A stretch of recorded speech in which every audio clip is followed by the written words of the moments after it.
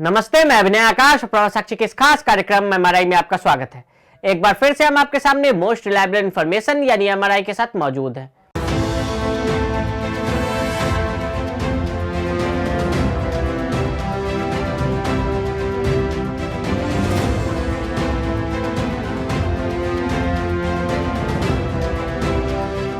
बीते दिनों एक तस्वीर सोशल मीडिया पर खूब वायरल हुई, जिस तस्वीर में भगवान राम द्वारा चीनी ड्रैगन का वध करते हुए दिखाया गया। वहीं पोस्टर पर संदेश लिखा है, हम जीतते हैं, हम मारते हैं। चीन के कट्टर दुश्मन ताइवान, वहां की न्यूज़ वेबसाइट ने फोटो ऑफ द डे में ऐसी तस्वीर को चुना, लेकिन इस तस्वीर ने भारत में भी खूब सुर्खियां बटोरी। अब इस तस्वीर के निहितार्थ को वर्तमान के प्रसंग से जोड़कर देखेंगे तो यह तस्वीर बताता है कि अब हमें ड्रैगन यानी चीन से लड़ना है, जो हमारे संयम, सहनशीलता और विनम्रता की परीक्षा ले रहा है। करहि विनय राम सही संग लक्ष्मण, करत विलम्ब सिंधु प्रण प्रतिक्षण। बीते समय न होत प्रतीक्षा, देंगे राम अब सिंधु को शिक्षा। प्रभु राम, जिन्हें विनम्रता और सदाचार कहा जाता है, उन्हें भी एक बार क्रोध आ गया था। रामचरितमानस के अनुसार लंका पर चढ़ाई के लिए सेतु निर्माण आवश्यक था। इसके लिए भगवान श्री राम अपने भ्राता लक्ष्मण के साथ 3 दिन तक समुद्र से रास्ता देने के लिए प्रार्थना कर रहे थे, लेकिन समुद्र नहीं माना। इस संबंध में तुलसीदास जी ने लिखा है, बिनय न मानत जल्दी चढ़ गए 3 दिन बीती, बोले राम सकोप तब भय बिनु होई न प्रीति। तब भगवान श्री राम ने क्रोध में कहा था कि आप लोक कल्याण के मार्ग को भूलकर अत्याचार के मार्ग पर जा चुके हैं, इसलिए आपका विनाश आवश्यक है। उनके ऐसा निश्चय करते ही समुद्र देवता थर-थर कांपने लगते हैं तथा प्रभु श्री राम को शांत होने की प्रार्थना करते हैं। कहा जाता है कि देवासुर संग्राम के समय असुर ने छिपने के लिए समुद्र का सहारा लिया था, जिस वजह से कुछ असुरी प्रवृत्ति और गुण उसमें आ गए। ये तो सभी जानते हैं कि आतंक की पनाहगाह पाकिस्तान, जहाँ दहशतगर्दों का न केवल पनाह मिलती है बल्कि उनका पालन पोषण भी होता है। चीन और पाकिस्तान की दोस्ती जग जाहिर है।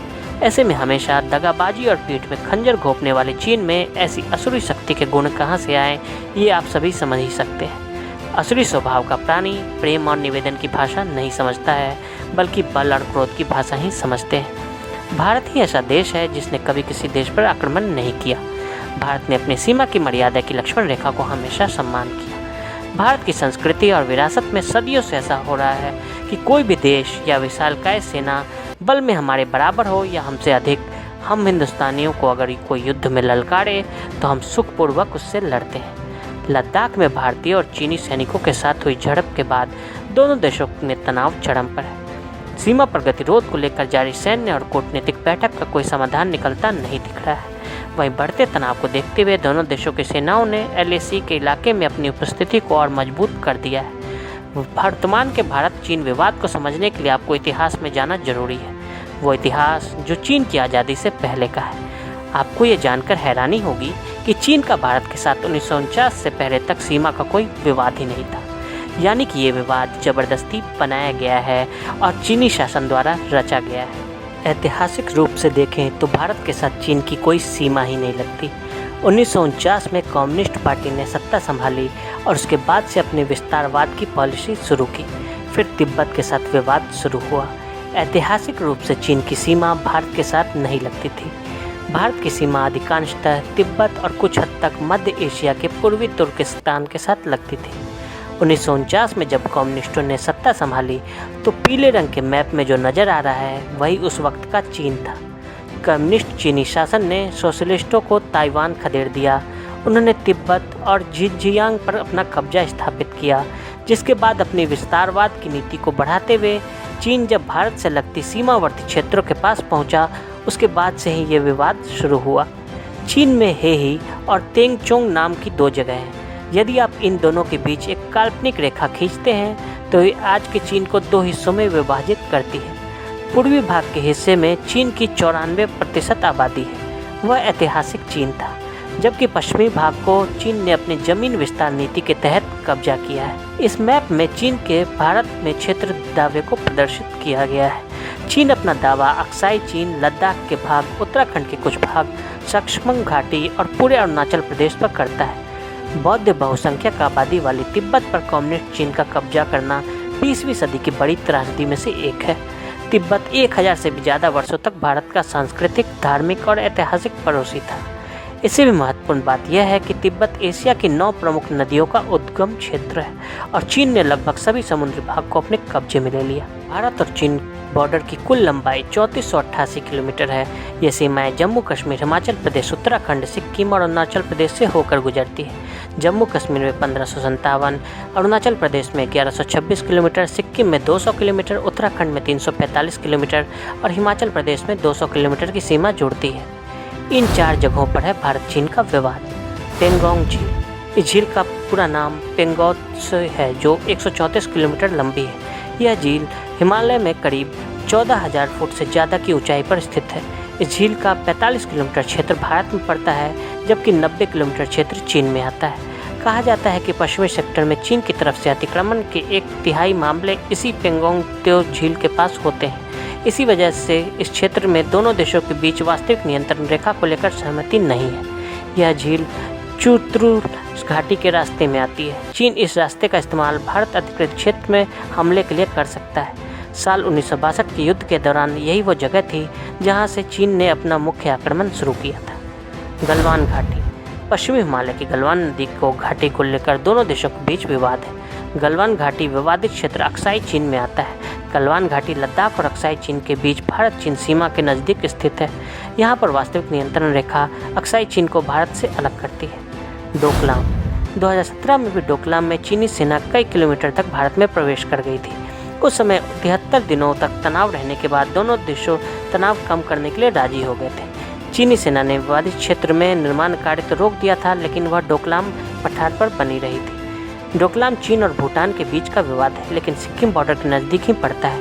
ये इलाका सामरिक रूप से भी अहम माना जाता है। तवांग। अरुणाचल प्रदेश में स्थित तवांग भारत के लिए सामरिक दृष्टि से काफ़ी महत्वपूर्ण माना जाता है। चीन तवांग को तिब्बत का हिस्सा बताता है और कहता है तवांग और तिब्बत में काफ़ी ज़्यादा सांस्कृतिक समानता है।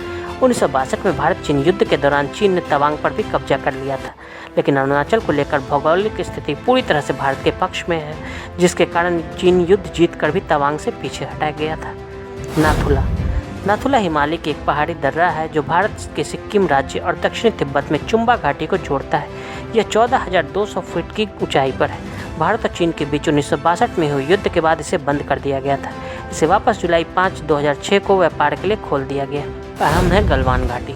पश्चिमी हिमालय की गलवान नदी घाटी को लेकर दोनों देशों के बीच विवाद है। गलवान घाटी विवाद क्षेत्र अक्साई चीन में आता है। गलवान घाटी लद्दाख और अक्साई चीन के बीच भारत चीन सीमा के नज़दीक स्थित है।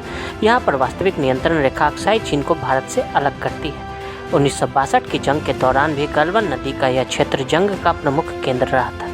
इसकी शुरुआत तो 1958 से ही हो गई थी, जब अक्साई चीन में चीन ने सड़क बनाई जो कि कराकोरम रोड से गुजरती है और पाकिस्तान की तरफ भी जाती है। जब सड़क बन रही थी तब भारत का ध्यान उस पर नहीं गया, लेकिन सड़क बनने के बाद भारत के तत्कालीन प्रधानमंत्री जवाहरलाल नेहरू ने उस पर आपत्ति जताई थी। उस वक्त से ही भारत कह रहा है कि अक्साई चीन को चीन ने हड़प लिया है। चीन वियतनाम युद्ध। वियतनाम चीन के मुकाबले बहुत छोटा देश है।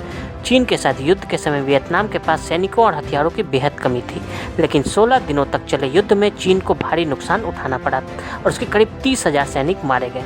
हालांकि चीन ने हमेशा ये दावा किया कि उसके सिर्फ 6,000 सैनिक ही मारे गए थे। युद्ध में वियतनाम के भी करीब 20,000 सैनिकों ने जान गंवाई थी। विशेषज्ञ बताते हैं कि इस युद्ध में चीन को 50% सफलता भी नहीं मिल पाई थी। चीन को न सिर्फ वियतनाम से वापस लौटना पड़ा, बल्कि वो कम्बोडिया में तैनात वियतनाम की सेना को भी पीछे ढकेलने में असफल रहा था। एक दूसरे से कम नहीं दोनों देश।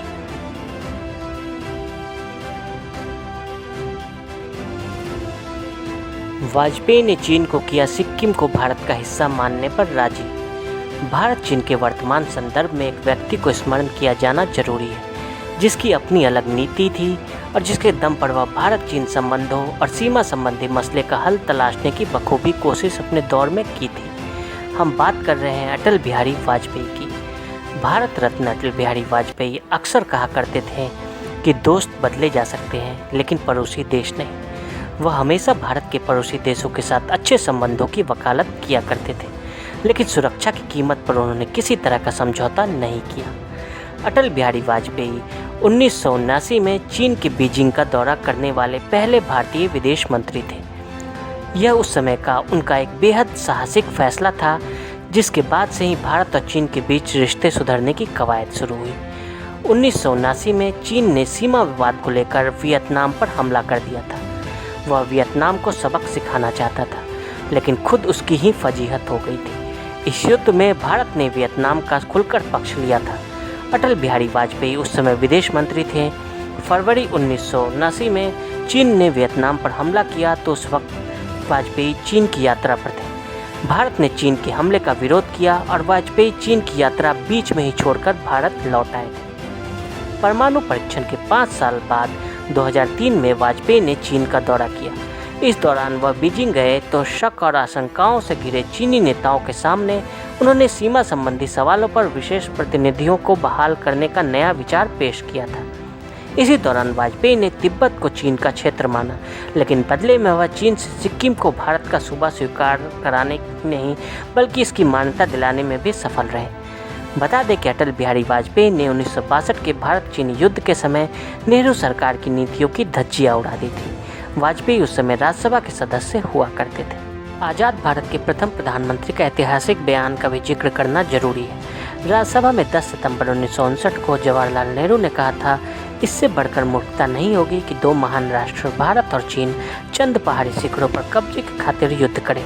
तो समझना होगा कि इन्हीं बंजर पथरीली इलाकों में लद्दाख से तिब्बत को सिनजियांग से जोड़ती हुई सड़क का चीन ने निर्माण किया। यह भारत भूमि पर है। तभी निकट में ही लद्दाख के गुरुदर्रे में भारतीय पुलिस टुकड़ी को चीन की सेना ने मार डाला था। यह वास्तविक नियंत्रण रेखा के समीप है। इस पर नेहरू का बयान लोकसभा में 28 अगस्त 1959 को आया था। प्रधानमंत्री ने स्वीकारा कि चीन के प्रधान झाओ एनलाई ने वादा फरोशी की है। सीमा के बारे में कहा कुछ और किया कुछ। नेहरू की वजह थी कि अब झाओ मेरे भाई नहीं रहे हैं। तब नारा गूंजता था, हिंदी चीनी भाई भाई। लगभग 60 साल बाद एक बार फिर से आक्रामक रणनीति तैनात की गई है चीन द्वारा। बात अगर गुजरे महीने की हो तो चीनी सैनिकों ने सीमा का उल्लंघन किया और भारतीय क्षेत्र में प्रवेश किया। झड़प हुई, जिसके बाद दोनों ही देशों के बीच तनाव की स्थिति पैदा हुई। इतिहास गवाह है कि चीनी सेना तब तक हावी रहती है जब तक आप बचाव की मुद्रा में रहते हैं। चीनियों की बड़ी सेना को धूल में मिटाने का इतिहास हमारे पास है, इसलिए चीन की बड़ी सेना से घबराने की जरूरत नहीं है। पहाड़ों पर लड़ने की क्षमता हमारी सबसे बड़ी ताकत है। तो आज के लिए दे इजाजत। तो और ऐसी रिपोर्ट्स को देखने के लिए प्रभा साक्षी के साथ लगातार बने रहे। वीडियो को देखने के लिए फेसबुक और ट्विटर पर फॉलो करें, यूट्यूब पर प्रभा साक्षी को सब्सक्राइब करें। नोटिफिकेशन के लिए नीचे दिए गए बेल आइकन को दबाएं।